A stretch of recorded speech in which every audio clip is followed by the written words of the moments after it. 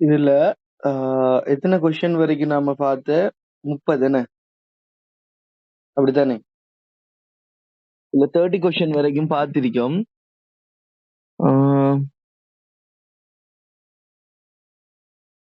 Right. இது நான் நேத்து எக்ஸ்பிளைன் பண்ண கேள்வியில ஒரு சின்ன சின்ன கரெக்ஷன் இருக்குதா? சரியா? எக்ஸ்பிளனேஷன்ல சின்ன சின்ன மிஸ்டேக் இருந்துச்சு. நான் அதை திரும்ப இன்னொரு கிளாஸ் செய்யக்குள்ளான்னு ரியலைஸ் பண்ணினேன். இங்க பாருங்க, எத்தனாவது கேள்வி என்றா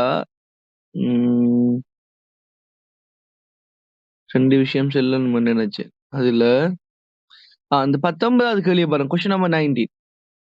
கொஸ்டின் நம்பர் 19ல கொஞ்சம் பாருங்க. In which of the following situation does the couple of force does not act? என்ன இந்த கொஸ்டின்ல நான் சொன்னேன், ஒன்று வந்து கிளாக் வைஸ் இருக்கு, இன்னொன்று வந்து ஆன்டி கிளாக் வைஸ் இருக்கு. அதால தான் பெடலிங் ஆஃப் பைசிக்கல் ஆன்சரா வராதுன்னு சொன்னேன். சரியா? ஆனா உண்மையிலேயே என்ன நடக்குதுன்னு சொன்னா, இது நாலுமே வந்து கிளாக் வைஸ் தான். நாலுமே கிளாக் வைஸ் தான். ஆனா இதுல ஆன்சரை கண்டுபிடிக்கிறதுக்கான ஒரு ஈஸியான மெத்தட் என்னன்னு சொன்னா, பெடலிங் ஆஃப் பைசிக்கல் இதுதானே. பெடலிங் ஆஃப் பைசிக்கல்னு சொல்லுது நம்ம பைசிக்கலை மிதிச்சு ஓடுறோம். என்ன இந்த பெடலிங் ஆஃப் பைசிக்கலை தவிர மற்ற ஒவ்வொன்றும் தனித்தனி எடுத்து பார்த்தோம்னு சொன்னா, நம்ம ரெண்டு சைடும் கொடுக்குற ஃபோர்ஸ் இருக்குதான். இப்ப கப்புள் ஆஃப் ஃபோர்ஸ்ன்னு சொல்றது வந்து அதுக்கு ரெண்டு தியரிஸ் யூஸ் பண்றாங்க. ஒன்று வந்து ரெண்டு ஃபோர்ஸும் டிஃபரெண்ட் டிரெக்ஷன்ல இருக்கணும். ரெண்டு ஃபோர்ஸும் டிஃபரெண்ட் டிரெக்ஷன்ல இருக்கணும். அதே மாதிரி ரெண்டு ஃபோர்ஸும் ஈக்குவலா இருக்கணும். ஞாபகம் வச்சுக்கோங்க, டிஃபரெண்ட் டிரெக்ஷனா இருக்கணும். என்னது ஈக்குவலா இருக்கணும். அப்ப ஈக்குவல் அண்ட் ஆப்போசிட் டிரெக்ஷன்ல இருக்கிற ஃபோர்ஸஸ். சரிதானே? Couple of forces. ஓகேவா? நியூட்டன் தேர்ட் லோ மாதிரி. என்ன இதுல பெடலிங் ஆஃப் பைசிக்கல் என்றா ஒரு ஆள் பைசிக்கலோட போல நல்லா ஞாபகப்படுத்தி பாருங்க. ரெண்டு காலையும் சரியான அளவுக்கு நாம மிதிக்கிறல்ல. பெடலிங் ஆஃப் பைசிக்கல்ங்கிறது ரெண்டு காலால கொடுக்குற ஃபோர்ஸும் ஆப்போசிட் டிரெக்ஷன்ல இருந்தாலும் சரிதானே, அது ரெண்டு காலுமே வந்து சரியான ஃபோர்ஸ் கொடுக்குறல்ல. ஒரு காலால தான் நல்லா என்னது கொஞ்சம் ஃபோர்ஸ் கொடுத்து அதை மிதிப்போமே தவிர ஓடுவோமே தவிர மற்ற கால் சும்மா தானே செய்யும், சப்போர்ட்டிவுக்கு இருக்கும். சரியா? ஸோ அந்த வகையில பார்த்தோம்னு சொன்னா, இந்த பெடலிங் ஆஃப் பைசிக்கல் தான் வந்து கப்புள் ஆஃப் ஃபோர்ஸ் வந்து டஸ் நாட் எக்ட்ங்கிறது ஆன்சருக்கு கரெக்டா இருக்கும். சரிதானே? ஏன் ரீசன் சொன்னா என்னது, ரெண்டு ஃபோர்ஸுமே வந்து ஈக்குவலா இருக்கிறது இல்ல. ஓகேவா? ரைட். அதே மாதிரி கொஸ்டின் நம்பர் 14ல வந்து சரியா, கொஸ்டின் நம்பர் 14ல எக்ஸ்ட்ராவா இன்னொரு விஷயம் சொல்லலாம். என்னன்னு சொன்னா, இந்த டபுள் மெம்பரைன் ஆர்கனல் நீங்க கூகுள்ல சர்ச் பண்ணி பார்த்தீங்கன்னா 3 பேர் வருவாங்க. Chloroplast, nucleus, mitochondria. Chloroplast, nucleus, mitochondria. இவங்க 3 பேரும் வந்து டபுள் மெம்பரைன் நியூக்ளியஸ் என்று வருவாங்க. கிளியரா? டபுள் மெம்பரைன் நியூக்ளியஸ் என்று வருவாங்க. அப்ப அதை வச்சு அது வந்து டபுள் மெம்பரைஸ் நியூக்ளியஸ். அதே மாதிரி மெம்பரன் இல்லாதது வந்து என்னன்னு சொன்னா ரைபோசோம். ரைபோசோம். கிளியரா? அப்ப அதுவும் இதுக்குரிய ஆன்சரா வரும். சரி, அவ்வளவுதான். வேற சரி, இங்க வாங்கோ. 30வது கேள்வி கொஞ்சம் நான் சொல்றேன்னா, கொஸ்டின் நம்பர் 30ல என்ன பிரச்சனைன்னு சொன்னா, கொஸ்டின் நம்பர் 30ல வந்து கொஸ்டின் வந்து கேட்காங்க, the air pressure in the string C shown in the setup in the images. சிக்குள்ள என்ன ஸ்ட்ரிங் இருக்குமென்னு சொன்னா, இந்த சிங்கிறதுக்கு அந்த லெவல்ல சரியா, அந்த பிக்சர்ல பாருங்க, சீட அதே ஹொரிசோண்டல் லெவல்ல நாம ஒரு ப்ரெஷர் எடுத்தோம்னு சொன்னா, அந்த ப்ரெஷர் எதுக்கு ஈக்குவலா இருக்கும்னு கேட்காங்க. சரிதானே? முதலாவது ஏர் ப்ரெஷர் என்ற ஒரு ப்ரெஷர் இருக்கு. ஏரால வர ப்ரெஷர். மற்றது லிக்விட் கொலமால வர ப்ரெஷர். சரியா? ஏர் ப்ரெஷர், லிக்விட் கொலமால வர ப்ரெஷர். இந்த இடத்துல ஏர் ப்ரெஷரும் லிக்விட் கொலமால வர ப்ரெஷர் டிஃபரன்ஸ் தான் அந்த இடத்துல வர ப்ரெஷரா இருக்கும்னு சொன்னேன். அப்ப டிஃபரன்ஸ் என்ன சொல்றது, எப்பயுமே வந்து மைனஸ். என்ன டிஃபரன்ஸ் கண்டுபிடிக்கிறங்கிறது ஒன்றுல இருந்து ஒன்றை கழிச்சு பார்க்கணும், சப்ட்ராக்ட் பண்ணி பார்க்கணும், மைனஸ். அப்ப கிளியரா? அப்ப அதுல 4வது ஆன்சர் வரும், Z மைனஸ் H. ஏன் Z எடுத்தோம்டா Y மைனஸ் H தான் வரணும். Yயும் Zம் ஒரே லைன்ல இருக்கிறதால, ஹொரிசோண்டல் லைன்ல இருக்கிறதால, அந்த டொட்டட் லைன்ல காட்டிப்பாங்க பாருங்க, அதால Yக்கு பதிலா நாம Z எடுக்கலாம். சரிதானே? Z எடுக்கலாம். கிளியரா? ரைட். அடுத்தது சரி, 31 பாருங்க. ரீட் பண்ணுங்க அப்துல் ரஹ்மான் கொஞ்சம் 31வது கேள்வி. A flyer dropped by a mechanic at the top of a transmission tower, 45-meter high, falls vertically down freely. What is the velocity of the flyer at a moment it touches the ground? சரி, இங்க என்னத கேட்காங்க ஞாபகப்படுத்துங்க பாப்போம். இங்க வந்து what is the velocity, அப்ப விய கேட்காங்க, ஹைட்டை தந்து போட்டு, சரிதானே? ஹைட்டை தந்து போட்டு வேற ஏதாவது சப்போர்ட் ஒன்று தாராங்களா? இல்ல. நல்லா ஞாபகம் வச்சுக்கோங்க, இது வந்து அடிக்கடி அந்த பாஸ் பேப்பர்ஸ்ல வர கொஸ்டின். 2020 சரியா? 2020 இதுல இதே மாதிரி ஒரு கேள்வி வந்திருக்குது. இந்த முறையும் இந்த கேள்வியை போட்டிருக்காங்க. சரியா? கொஞ்சம் பொறுங்க, இந்த கேள்வி நான் சொல்றேன் எப்படி. ரைட், இதுல பாருங்க, பொட்டன்ஷியல் எனர்ஜி இபி என்று போறனே, potential energy should be equalized for the kinetic energy equal EK. Potential எனர்ஜியும் கைனடிக் எனர்ஜியும் ஒரு ஒரு மூமெண்ட்ல வந்து ஈக்குவல் ஆகும். எப்படின்னு சொன்னா, நம்ம எவ்வளவு பொட்டன்ஷியல் எனர்ஜி கொடுக்கமோ அவ்வளவு பொட்டன்ஷியல் எனர்ஜியும் கைனடிக் எனர்ஜியா கன்வெர்ட் ஆகும். பொட்டன்ஷியல் எனர்ஜிக்கு equation mgh. potential energy equation mgh. It should be equal to the half mv squared. mgh should be equal to the half mv squared. இது எப்ப நாம இதை நாம யூஸ் பண்றோம்னு சொன்னா, ஒரு கொஸ்டின்ல h மட்டும் தந்தா, ஒரு கொஸ்டின்ல h மட்டும் தந்தா இல்லாட்டி v மட்டும் தந்தா, சரியா? ஏனெண்டா அப்பதான் இந்த எம்ஐயும் இந்த எம்ஐயும் கேன்சல் பண்ணிடும். இந்த எம்ஐயும் இந்த எம்ஐயும் கேன்சல் பண்ணி போட்டு GH is equal to V squared, half V squaredங்கிற விஷயத்துக்குள்ள வரலாம்.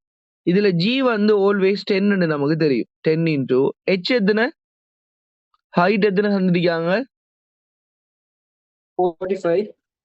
45 equal half V squared. அப்ப 450 என்ன? 450 ஓட இந்த 2 அங்கால வந்து மல்டிப்ளை ஆகும். அப்ப 9000 என்ன சார், 900 தானே? 900 450 into 2 900 equal V square. ஷோரான்னு பாருங்க, செஞ்சுக்கிற சரியாண்டு. 900 9000 பாருங்க. 45 கொஞ்சம் பாருங்க, இல்லடா 45 மீட்டர், 45 மீட்டர். அப்ப இந்த ஹாஃப் அங்கால வந்து சேர்ந்துச்சுன்னு சொன்னா GH என்ன? அப்ப 450 என்ன? 900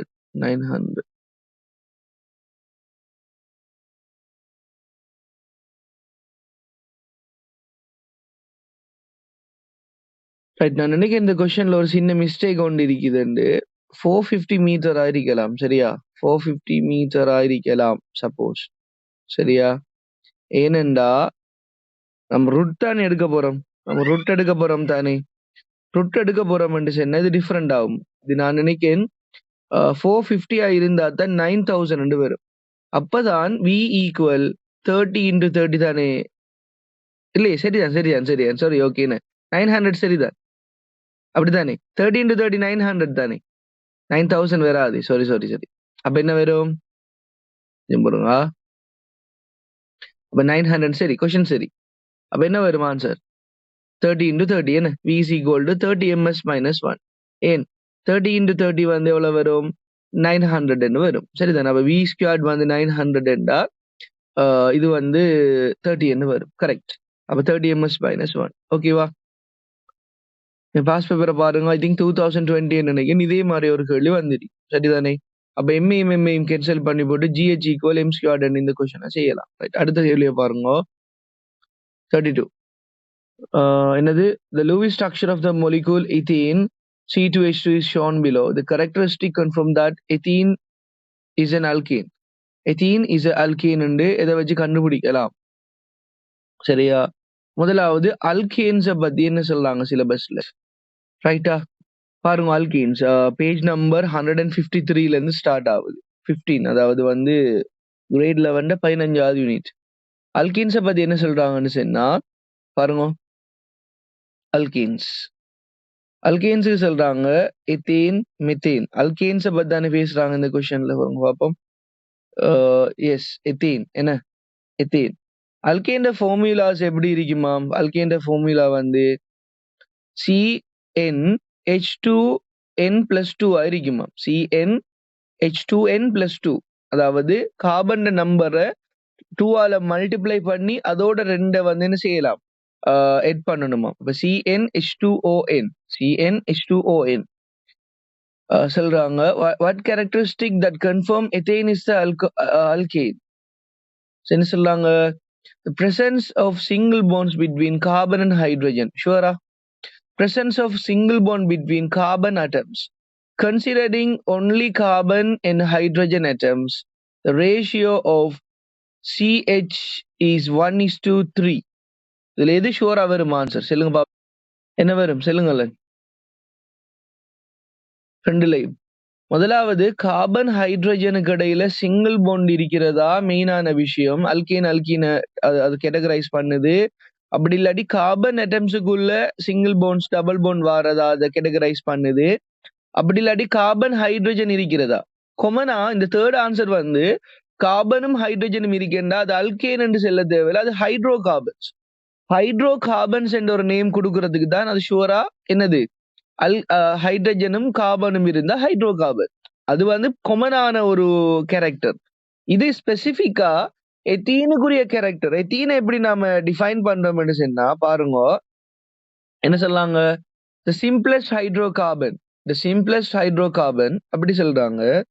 அதே மாதிரி இந்த ஸ்ட்ரக்சர்ஸ் பாருங்க, எல்லா மொலிக்யூலர் ஸ்ட்ரக்சர்ஸ் எடுத்தோம்னாலும் சரிதானே, மெத்தேன் எத்தேன் ப்ரோபேன் பியூட்டேன் எது எடுத்தாலும் கார்பனுக்கு இடையில சிங்கிள் பாண்ட்ஸ் வந்திருக்கும். கார்பன்ஸுக்கு இடையில சிங்கிள் பாண்ட் வந்திருக்கும். அப்ப அல்கீன்ஸுக்கு சொல்றாங்க சரிதானே, அல்கீன்ஸுக்கு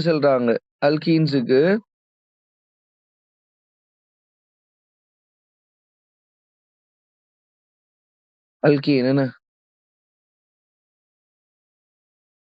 எப்படி வந்திருக்கு, கார்பனுக்கு இடையில சரிதானே சிங்கிள் பாண்ட்ஸ் வந்திருக்கு. பாருங்க பேஜ் நம்பர் 156ல கடைசி எழுதலாங்க. Alkenes are there only single bonds between carbon atoms. Carbon atoms இடையில சிங்கிள் பாண்ட்ஸ் இருந்தா அதுல பேர் வந்து அல்கீன்ஸ் சொல்லாங்க சரிதானே. அல்கீன்ஸ் இல்ல அல்கேன்ஸ் நினைக்கிறேன் சரிதானே. அல்கேன்ஸ் சொல்றது வந்து கார்பன்ஸுக்கு இடையில சிங்கிள் பாண்ட்ஸ் வாருது சரிதானே. சிங்கிள் பாண்ட்ஸ் வந்தா அல்கீன்ஸ் சரியா. டபுள் பாண்ட் வந்தா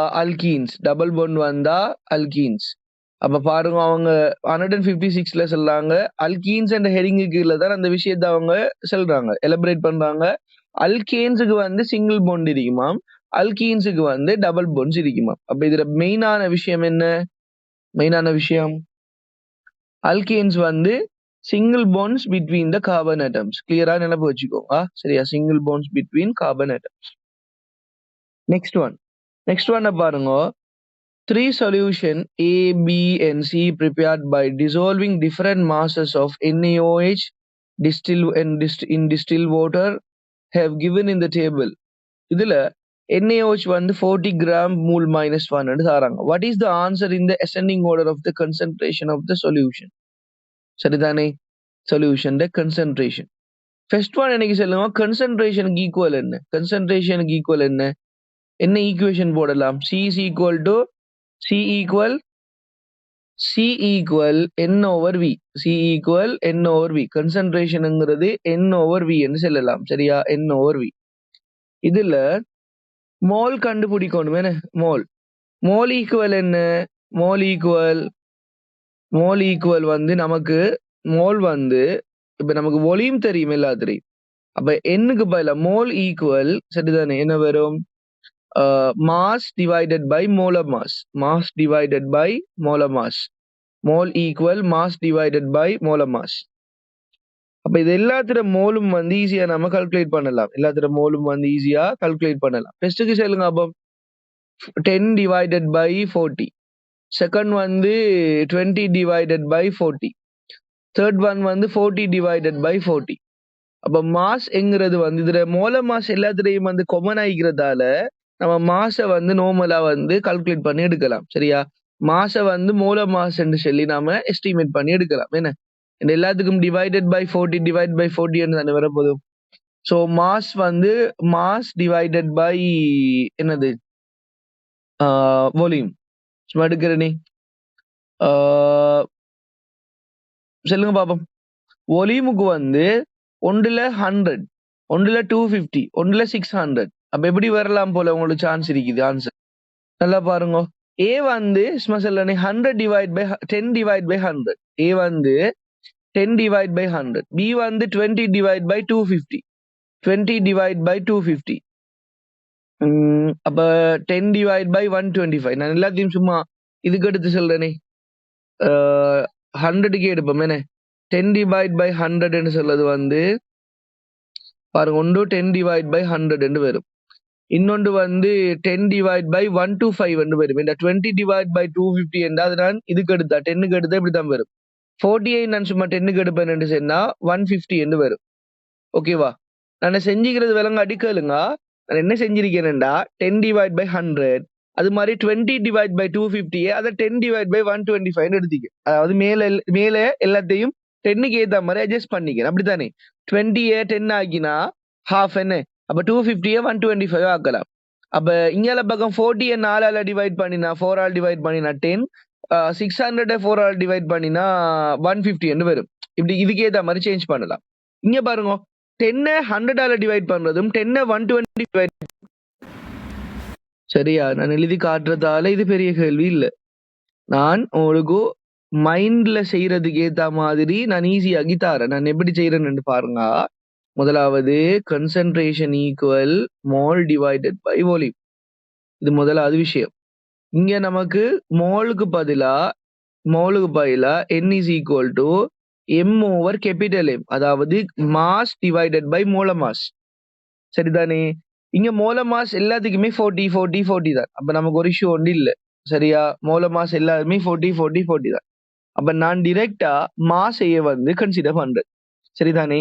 மாஸ் ஏ கன்சிடர் பண்றேன். அப்ப எப்படி வரும்னு சொன்னா C is equal to m by capital M divided by V. சரிதானே? அதுல இது வந்து எல்லாத்துக்கும் ஈக்குவல் தானே. அப்ப அதை நான் யோசிக்கல, அதை நான் வச்சு போட்டு நான் இது எப்படி செல்றேன்னு சொன்னா இங்க பாருங்க.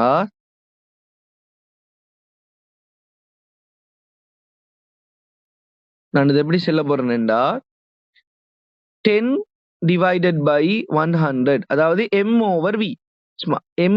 m into m by m divided by capital M over v என்று சொல்லது பாயில இந்த m மறைச்சு போட்டு இந்த எல்லாத்துக்கும் கொமனங்கிறதால இந்த மோல மாஸ்டர் மட்டும் நான் ஹைட் பண்ணி போட்டு m over v என்று எடுக்க. சரியா? அந்த ஈக்குவேஷன்ல ஃபிராக்ஷன்ல அது போட்டாலும் ஒன்று தான், போடாட்டி ஒன்று தான். சரிதானே? அதில் ஒரு ப்ராப்ளம் இல்லை.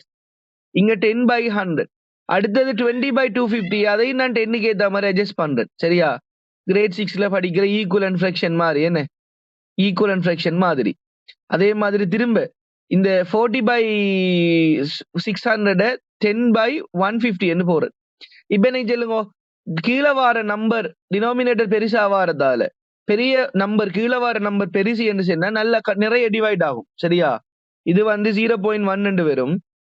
இது வந்து 10 டிவைட் பை 125. சரிதானே? அப்ப நான் பிரிச்சுக்கு நிக்கலாம், எனக்கு நேரம் இல்லை. நான் சொல்றேன் 150 தான் ஆக பெரிய நம்பர். அப்ப இதுக்கு தான் டெசிமல் ஆக குறைய நம்பர் வர போகுது. அப்ப இதான் மினிமம் வெளி வரிக்க போகுது. சரியா? ஆக குறைஞ்ச வெளி எதுன்னு கேட்டேன்னு சொன்னா இதுதான். அதை விட இது பெருசி. எது? 125 பெருசி. 125 விட 100 பெருசி. அப்ப கம்பேர் பண்ண போல இந்த நீங்க கால்குலேட்டர்ல பிரிச்சு பார்த்து என்ன விளங்கும்? 10 by 100 10 by 125 10 by 150 பார்த்தா கீழே வார நம்பர் பெருசிங்கிறதால சி ஆக சின்னது, கீழே வார நம்பர் சின்னதுங்கிறதால ஏ ஆக பெருசி, அதை விட பி. இதான் ஆன்சரா? இது எப்படி நான் கண்டுபிடிச்சேன்? இது நான் செஞ்சு பார்க்க வேண்டிய அவசியம் இல்லை. எல்லாத்துலயும் நான் ஃபர்ஸ்ட்டுக்கு சொன்ன மாதிரி C is equal to n over v. So n equal m simple m divide by capital M. Simple m divide by capital M. அப்ப நாம் m over v என்றே எடுக்க, மாஸ் டிவைட் பை வால்யூம் என்றே எடுக்க. அந்த கேபிட்டல் m மறைச்சு போட்டு அப்ப 10 by 100 10 by 125 10 by 150. அப்ப கீழே வார நம்பர் எனக்கு எது பெருசா இருக்குன்னு பார்த்துன்னு சொன்னா எனக்கு சீல தான் பெருசு. அப்ப சி தான் ஆக குறைய. சரியா? சி தான் ஆக குறைவு. What will be the answer? I think the first one is the answer. Okay, CBA. C வந்து மிச்சம் குறைய வரும் கன்சன்ட்ரேஷன், A வந்து மிச்சம் கூட வரும். சரியா? ரைட். அப்படியும் இல்ல எனக்கு இன்னும் ஷோர்ட்டா தேவைன்னு சொன்னா சிம்பிளா யோசிக்க போனா 600 சென்டிமீட்டர்ங்கிறது வால்யூம் கடும் பெருசி. 600 சென்டிமீட்டர் வால்யூம்ங்கிறது கடும் பெருசி. பெரிய வால்யூம்ல ஒன்றை டைலுவேட் பண்ண டிசால்வ் பண்ண அதுல கன்சென்ட்ரேஷன் திக்னஸ் வந்து என்ன செய்யும்? குறையும் தானே. நிறைய தண்ணி போட்டு தண்ணி ஊத்த வந்து அதுல திக்னஸ் வந்து குறையும். இது வந்து 100க்கு 100 தான் யூஸ் பண்றாங்க. அப்ப அதால வந்து இதுல திக்னஸ் வந்து கூட வரைக்கும். கன்சென்ட்ரேஷன்ங்கிறதா தானே சரி என்ன? அதாவது திக்னஸ் பார்த்தா கொஞ்சம் அந்த என்னது கொஞ்சம் திக்கா இருக்கும். சரிதானே? அடுத்தது கொஸ்டின் நம்பர் 34. கொஸ்டின் நம்பர் 34ல என்ன சொல்றாங்க? Red LEDs are used instead of rectifying diodes in the bridge shown in the figure. Which LEDs light up according to the direction of current flow in the circuit? என்ன answer வரப்போகுது? இதுல நல்லா கவனிச்சு பாருங்க. எப்பயும் current வந்து பிளஸ்ல இருந்து மைனஸுக்கு தான் ஓடும்.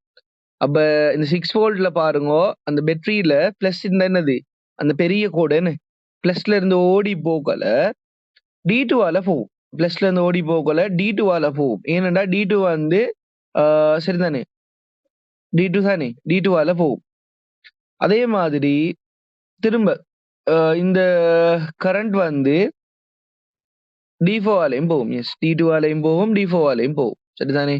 அந்த டயோட்ல எதுக்குள்ளால போகுதோ மேலால போறது மேலால போகும், கீழால போறது கீழால போகும். சரிதானே? D4 ஆல போகும். ஓகேவா? D2 D4 இந்த 2 ஆலையும் போகும். சரியா? ஞாபகம் வச்சுக்கோங்க. இது ஒரு பிரிட்ஜ் தானே. இங்க கவனிங்க. பேஜ் நம்பர் 60ல பி என்ன பிய பாருங்க. பியும் ஏயும் என்ன 2 இது சந்திரியா பாருங்க. எக்ஸால போறது எப்பயுமே வந்து அந்த டயோடுக்கு பின் சைடால தான் போகுது. என்ன டயோடுக்கு பின் சைடால போகுது. D1 இங்க D3 மேலையும் கீழையும் தான் இது போகுது. பாருங்க. செகண்ட்ல வந்து எங்க போகுது? செகண்ட்ல வந்து D4 D2 மேலையும் கீழையும் தான் போகும். அவனோட மெயின் ரீசன் அதான். அதாவது வந்து இந்த டிரெக்ஷனை வந்து ஒரே அளவுல சேஞ்ச் பண்றேன். டிரெக்ஷனை வந்து ஒரே டிரெக்ஷனுக்கு வந்து கொண்டு வர ஏசிய வந்து டிசியா சேஞ்ச் பண்ணணும். என்ன டிரெக்ஷன் அதான் அது உண்மையான விஷயம் இருக்கும். ஓகேவா? அப்ப உண்மையிலேயே மேல இருக்கிற 2 சர்க்கியூட்டாலையும் தான் என்ன செய்ய போகுது? கரண்ட் போகுது. சரியா? D2வும் D4வும் சிம்பிளான விஷயமா மேல இருக்கிற 2. அப்ப என்னது D2 D4 தான் ஆன்சர். ஓகேவா? ரைட். 35th கொஸ்டின் பாருங்க. In order to study how the physics nature and reacts after the reaction rate 2 gram Zn and Zn pieces, Zn sheet, Zn pieces react separately with 1 mole decimeter minus 3 concentrated HCl acid. Which of the following is graph is correctly shows how the volume is collected air varies with the T each moment? ஓகேவா?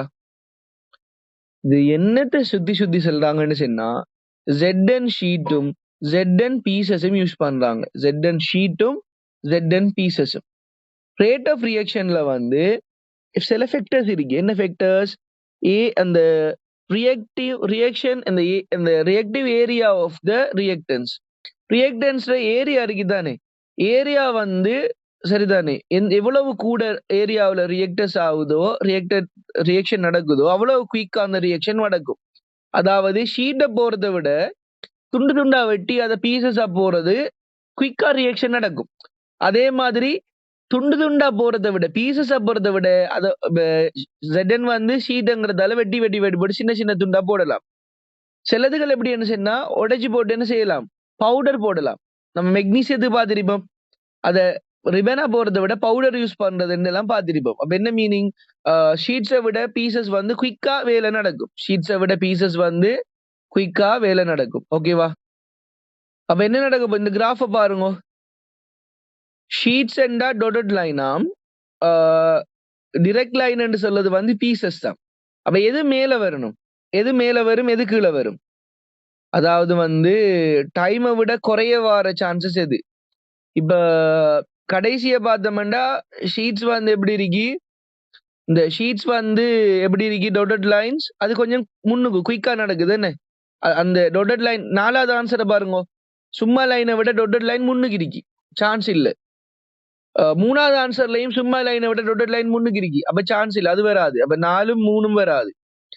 இந்த 1லையும் 2லையும் என்ன problem என்றா, இந்த டொட்டட் line வந்து எதை விட அந்த normal லைனை விட, அதாவது ZN பீஸை விட ZN ஷீட் அந்த டொட்டட் லைன் வந்து மேல இருக்கு. அப்படியும் வராது. எப்படி வரும்னு சொன்னா, ZN பீசஸ் வந்து முன்னுக்கு வந்து கடைசியா சரிதானே ஒரு கட்டத்துல என்ன செய்யும்டா, ரெண்டுமே ஒரே என்னது லைனுக்கு போயிட்டுரும். ரெண்டுமே ஒரே லைனுக்கு போயிட்டுரும். ஓகேவா? இதை ஞாபகம் வச்சுக்கோங்க. ரெண்டுமே ஒரே லைனுக்கு போயிட்டுரும். அப்ப ஆன்சர் வந்து ஃபர்ஸ்ட் ஆன்சர் தானா?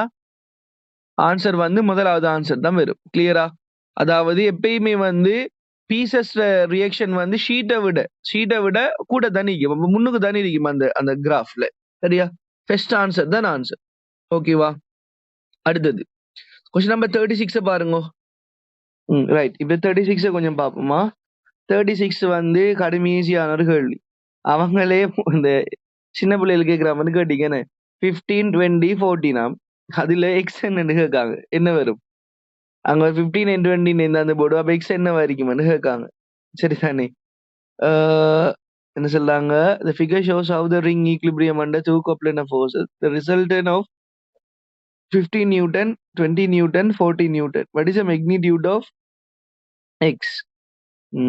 சரிதானே? 15 வரும். X இது என்னன்னு கேட்காங்க. 14 அது நீக்கும் என்ன? 14. சரியா? 2 தந்து போட்டு 3வது கேட்காங்க 40. சரியா? அடுத்தது கொஸ்டின் நம்பர் 37 பாருங்க. என்ன வரும்? travels to work place in his personal car. ஒருத்தர் வந்து பர்சனல் கார்ல போவாராம். use the elevator when it's possible. Snacks are eaten in additional to main meal. Snacks சாப்பிட்றாரு கூட என்ன? இவருக்கு என்ன டிசீஸ் வரலாம்? வேலை கொஞ்சம் அந்த என்னது ஒர்க் அவுட் குறைய ஆளுக்கு என்ன, ஆனா ஸ்நாக்ஸ் சாப்பிட்றாங்க. அதாவது additional to the main meal சாப்பிடு போட்டு என்னது கலஸ்தீன்னு சொல்லுவோம் என்ன, அந்த சாப்பாடுகள் சாப்பிட்றாரு என்ன, ஸ்நாக்ஸ் சாப்பிட்றாரு. அப்ப நான் கம்யூனிகேபிள் டிசீஸ். கொஸ்டின்ல இன்னொரு சாப்பாடு தராங்க, நான் கம்யூனிகேபிள் டிசீஸ். அப்ப என்ன வரைக்கும் சும்மா செல்ல போனா டயபெட் போடலாம் என்ன, டயபெட்டிக்ஸ் தான் வரும் அவருக்கு. வேற அவ்வளவு பெரிய ஒரு வருத்தம் கேன்சர் வார அளவுக்கு யோசிக்கிற அளவுக்கு இல்ல. கிட்னி டிசீஸ் வார அளவுக்கும் அதுக்கு ரிலேட்டபிள் ஆன ஒரு சப்போர்ட்டிவா ஒன்று நமக்கு தெரியல. ஹைப்பர் டென்ஷனும் சான்ஸ் இருக்குது. ஆனா சிம்பிளா செல்ல போனா டயபெட்டிக் வர்றதுக்கான சான்ஸ் கூட. and அவர் ஒர்க் அவுட் பண்றதுல அதே மாதிரி மெயின் மீலோட சேர்த்து ஸ்நாக்ஸ் சாப்பிடுறாரு. அப்ப சுகர் கொஞ்சம் கூட சாப்பிடுவார், டயபெட் வர்றதுக்கான சான்ஸும் ஒரு கூட. சிம்பிளா யோசிக்கலாம். ஓகேவா? Question number 38 பாருங்க. Given below are some animals that live near the garbage dump. Among them, who is the animal with the highest concentration of microplastic particle in food? சொல்லுங்க பாப்போம். எதுக்கு வந்து மைக்ரோபிளாஸ்டிக் பார்ட்டிகிள் போகும்? அதாவது என்ன விஷயம் என்றா, ஒரு ஒரு இதுல என்னது அனிமல்ஸ் இருக்குதானே, அதுல ஹையஸ்ட் ஹைராக்கி லெவல் ஆக கூட உயரத்துல இருக்கிறார்களுக்கு தான் என்னது உயரம் சொல்லுது வந்து பேஸ்மெண்ட்ல இருந்து போய் இவரை சாப்பிடுவார், அவரை சாப்பிடுவார், இவரை சாப்பிடுவார்னு போகல. ஆக டாப் லெவல்ல யார் இருக்காவோ அவருக்கு தான் அந்த பார்ட்டிகளோட கன்சன்ட்ரேஷன் கூட. ஃபெஸ்டா இருக்கிறவர் எடுப்பார், அவரை நிறைய சாப்பிடுறதால அவரை எப்படி இந்த இது வர போதுண்டா, எப்படி ரெட்டை விடுவோமே ஃப்ராக் ஸ்னேக் என்ன, ஸ்னேக் வந்து ஃப்ராக்க சாப்பிடும், ஸ்னேக்கை வந்து ஹோக் சாப்பிடும் என்ன, ஹோக் சாப்பிடும். ஃப்ராக் வந்து ரெட்டை சாப்பிடும். இல்ல இப்படியும் எடுக்கலாம் என்ன, ஃப்ராக்க வந்து ரெட் சாப்பிடும், ரெட்டை ஸ்னேக் சாப்பிடும், ஸ்னேக்கை ஹோக் சாப்பிடும். அப்படி எடுக்கக்கூட இது எல்லாத்துக்கும் மேலையும் இருக்கிறது ஹோக் தான். அப்ப ஆக டாப் லெவல் இருக்கிறவருக்கு தான் அந்த பார்ட்டிகளோட கன்சன்ட்ரேஷன் அந்த என்னது கன்சன்ட்ரேஷன் கூட இருக்குமா. அப்ப ஆன்சர் என்ன வரும்? ஹோக். Answer is ஹோக். அப்ப அந்த அந்த ஹைராக்கியில டாப்ல இருக்கிறார்கள் தான் அதோட எஃபெக்ட் வந்து கூட. இத பாருங்க. A food web based ecosystem is given below. The animal population density decreases rapidly when T is removed from the ecosystem. T வந்து எக்கோசிஸ்டத்துல இருந்து டீயை தூக்கினா, டீ வந்து எடுத்தோம்னு சொன்னா எதிர இது வந்து என்ன செய்யலாங்க, டென்சிட்டி வந்து குறையுமான்னு சொல்றாங்க. சரியா? இதுல என்ன ப்ராப்ளம் சொன்னா நல்லா கவனிங்கோ. டீ வந்து கியூவை சாப்பிடும். பின்னுக்கு இருந்தான்னு யோசிக்கணுமா? எரோ மார்க்ல T வந்து Q சாப்பிடும், Q வந்து S சாப்பிடும். சரியா? T வந்து P சாப்பிடும், P வந்து S சாப்பிடும். T வந்து R சாப்பிடும், R வந்து S சாப்பிடும். எப்படி போனாலும் இந்த எஸ்ஸுக்கு டேஞ்சரா இருக்கிற 3 பேர் யாரு? PQR. இந்த S சாப்பிடக்கூடிய ஆட்கள் PQR. இந்த 3 பேரும் இதையும் சாப்பிடுறது வந்து T தான். அப்ப Tங்கிறவர் அவரது இல்லாட்டி P-ஐயும் Q-ஐயும் R-ஐயும் சாப்பிடுறதுக்கு ஒரு ஆள் அவரது இல்லை. அப்ப P-ட பாப்புலேஷனும் Q-ட பாப்புலேஷனும் R-ட பாப்புலேஷனும் கூட போகுது. கூடினா டேஞ்சர் ஆருக்கு? எஸ்ஸுக்கு தான் டேஞ்சர். 3 பேரும் சேர்ந்து எஸ் சாப்பிட்டுருவாங்க. அப்ப ரெப்பீட்லி எஸ் டென்சிட்டி வந்து குறையும். சிம்பிளான ஒரு விஷயம். ஓகேவா? சின்னதை கிளியரா விளங்கி வச்சுக்கோங்க. ஓகே தானே? அடுத்தது 40th one. 40th one என்னது? Measures following by people in a particular household. பார்ப்போம். Using banana leaves instead of polythene. நல்ல ஒரு விஷயம் என்ன? அது என்ன சொல்லலாம்?